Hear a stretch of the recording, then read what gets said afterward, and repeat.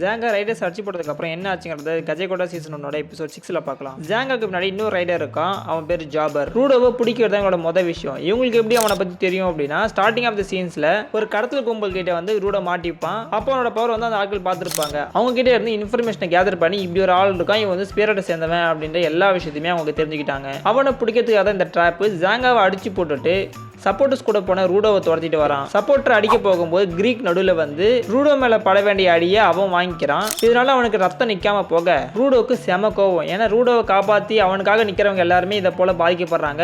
இவங்களை காப்பாற்றுறதுக்காக ரொம்ப நாள் நம்பிக்கையா இருந்த கிரீக்கோட அந்த தாயத்தை எடுத்து தன்னோட பவரை யூஸ் பண்றான். ஜாபர் என்னதான் அட்டாக் பண்ணாலும் காத்து தான் கிளியுது. அந்த தாயத்துல நிறைய வேண்டுதல் இருந்ததுனால யாராவது இவனை அடிக்க வந்தாங்க தாக்க வந்தாங்க அப்படின்னா அது காப்பாத்துது. எவ்வளவு ஸ்பீடா ஸ்டாமினாவோட டியூரபிளா மூவ் பண்ணாலும் இவன் என்ன பண்ண போறான் அப்படின்னு ரூடோக்கு ரொம்ப நல்லாவே தெரியுது. அதை வச்சு அட்டாக் பண்ணும்போது தான் ஜாபரோட உண்மையான வைட்டல் இன்ஸ்ட்ருமெண்ட்டை எடுக்கிறான். மேன்கிரா அப்படின்றது அவனோட வைட்டல் இன்ஸ்ட்ருமெண்ட். அது கூர்மையான நகங்களா இருக்கும். அதுல நியூரோடாக்சின் விஷம் இருக்கும். இவன் என்ன பண்ணாலும் எப்படி அட்டாக் பண்ணாலும் அந்த தாயத்தை இவனை கண்டுபிடிச்சது அப்படின்றதுனால இவன் அந்த விஷத்தை வைட்டல் இன்ஸ்ட்ருமெண்ட்டை தன்னோட மேலேயே பயன்படுத்திக்கிறான். அது மூலியமா அந்த விஷம் அவனையே தாக்கி தன்னோட சுயநிலைவை இழக்க இதுக்கப்புறம் அவனோட பவர் எப்படி இருக்க போகுது அப்படின்றத நெக்ஸ்ட் எபிசோட்ல பார்க்கலாம். வீடியோ கிளிக் பண்ணி சேனல் செக் பண்ணி சப்ஸ்கிரைப் பண்ணுங்க. டாடா.